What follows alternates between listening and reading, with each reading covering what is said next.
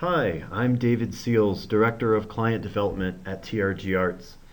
TRG is a results-driven consulting firm that works with arts and cultural organizations.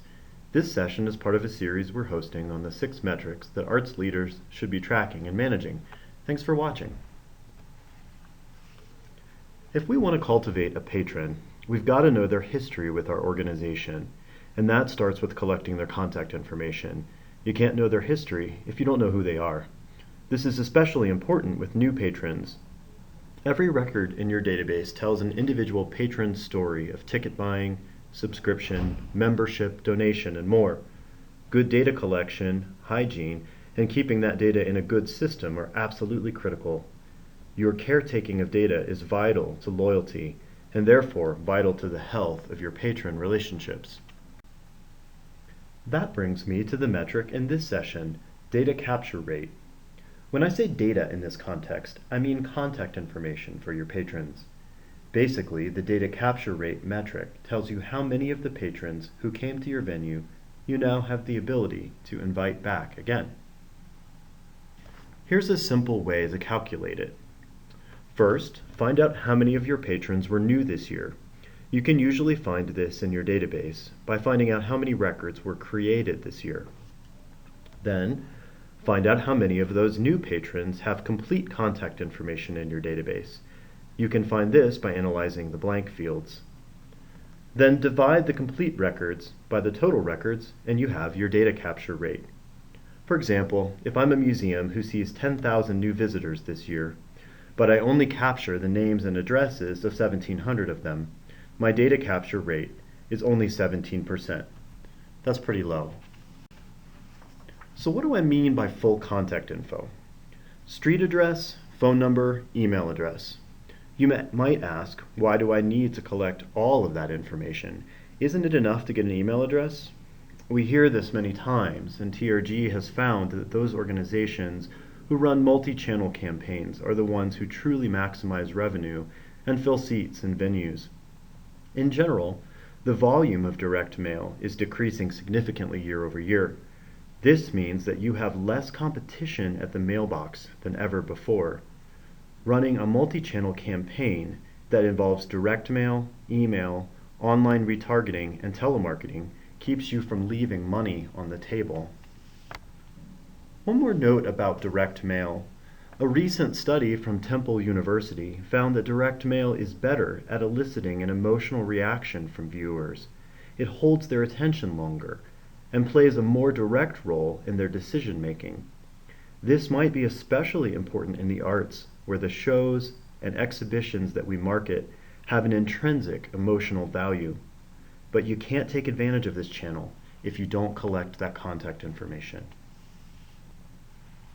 Collecting contact information for new visitors and ticket buyers isn't a touchy-feely, just for the heck of it type initiative. It's critical to your bottom line. It can mean serious revenue gain or a huge missed opportunity. To help explain this, let's look at an example. For our example, we'll use a museum. Let's say that our museum gets 100,000 first-time visitor households this year. For the sake of this example, we'll imagine that they all live in our metro area and might want to come back soon. Every year, we send a mailing to those first-timers touting our next blockbuster exhibit and offering them a discount on tickets if they're a member. We get about 2% who respond. Some of them order an individual membership, and some order a dual membership, and some order tickets to our special exhibition, averaging out to about $70 per household. Now let's imagine that our museum is awesome at data collection. We get everyone's information who buys online, and almost everyone who comes through our doors. We then mail every first-timer who we have data on, and we make $140,000. But over and over in the museum industry, we see a data capture rate that looks more like this. Actually, many times the rate is closer to 10%, 5%, or even less. In this case, if we mail every first-timer who we have data on, our pool is much smaller.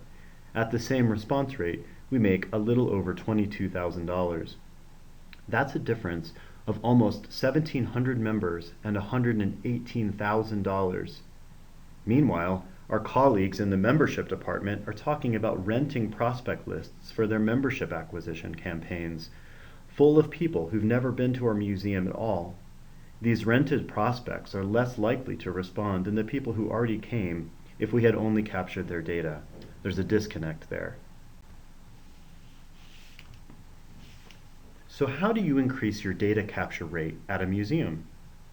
Your greatest opportunity is probably by incentivizing visitors to purchase online in advance.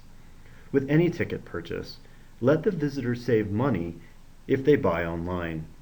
It's much easier to get patrons to give info online than by phone or at the ticket kiosk. In this example on my screen from the EMP Museum in Seattle, they wanted to collect patron contact information so they could develop a future relationship with their visitors. To accomplish that, they motivated that behavior by offering a discount for buying online. Through focused strategies like this, the EMP Museum grew its data capture rate from 0% to 40% over the course of 4 years. Now let's talk about how to collect this info at performing arts orgs. If you are in the performing arts, your data capture rate needs to be much higher than for museums. 80 to 90% is not unreasonable. Besides encouraging people to buy online, here are some creative ideas that we've seen. Alvin Ailey sends its school students into the audience as ambassadors to collect cards during intermission. You might try sending volunteers with cards to your box office line, helping patrons speed up the process of buying a ticket by filling out their info before they get to the window. Include an audience survey in your program with a raffle. The prize doesn't need to be huge. It might be roses or tickets to a future show, or as simple as you get to keep the pen. Lastly, you might offer a simple reward like a Hershey's Kiss or $1 off a drink in the lobby. The bottom line is this: find creative ways to collect data in ways that your audience will find fun, useful, and convenient. When organizations work hard and are driven by the right goals, informed by the right data, it works. Implement some of these ideas we talked about today and watch your data capture rate rise. And don't forget to use that contact information to ask those new patrons out on a second date. Increasing your data capture rate might also help you improve your new audience churn rate, which is the subject of the next video in our series. To see all the videos in this series, visit our YouTube channel page or the TRG website. Thanks for watching.